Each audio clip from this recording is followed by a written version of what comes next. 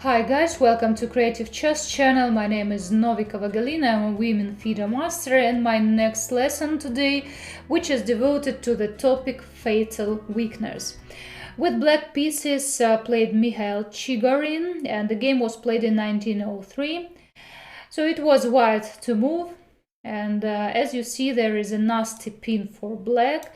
For white here actually, because usually we can protect this pin with the bishop, but here bishop is quite far away, and that's why white decided to get rid of such weaknesses in a quite usual way. They played h3, Chigorin played bishop to h5, and there came g4 move. Of course, white was expecting that black would just go this way, and then they would have quite a bad bishop, because all white pieces are standing on white squares, and this bishop would feel a little bit awkward here. But instead of this, Chigorin decided to sacrifice a piece for 2 pawns. But first of all, he played this move. Why? Because this knight, which was on c3, might have returned to protect the king. That's why black just decided to eliminate this knight. And after this, usual sacrifice. Now we can see the pin and how to avoid this, because of course black is playing f5.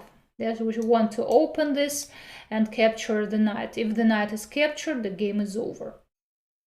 White found a way to solve this problem. They played d4 because they're going to bring the bishop back into the game.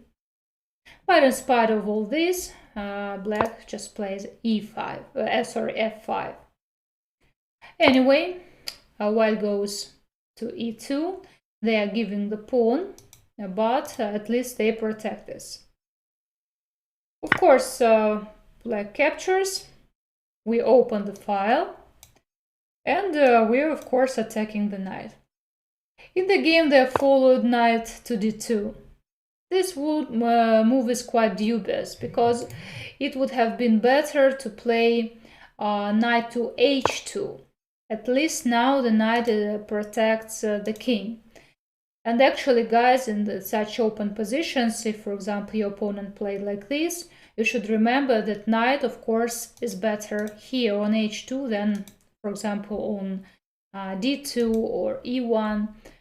So, but even in this case, while black would have had the winning position, they might have played a bishop to h3 to attack the rook.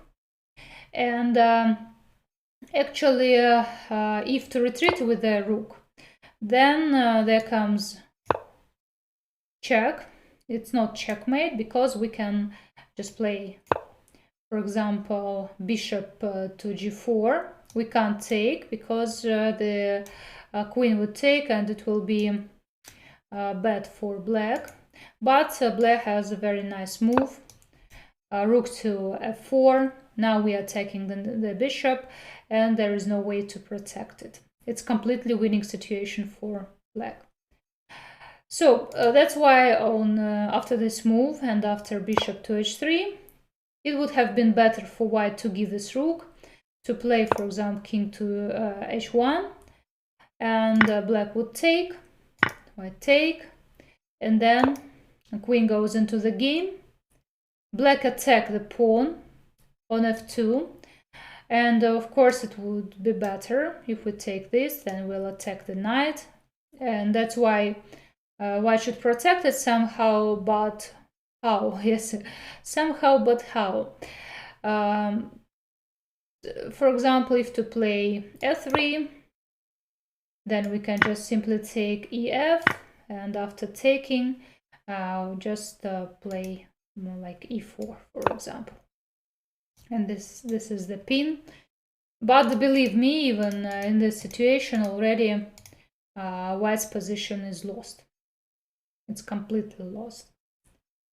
But anyway, it would have been better than to play this move, knight to d2, like it happened in the game, just because after knight to d2, black captured, and queen goes to g5, king to h1, and guys, just need to find the winning move for black here. It's very, very easy. Yeah, guys, you're right, absolutely right. So because this move is rook to h4, and we just want to play like this, and that's why here white resigned. So it's impossible to protect anything because we'll just take the knight, so there is no protection. Probably this move would also be the same, so no protection, that's why black resigned.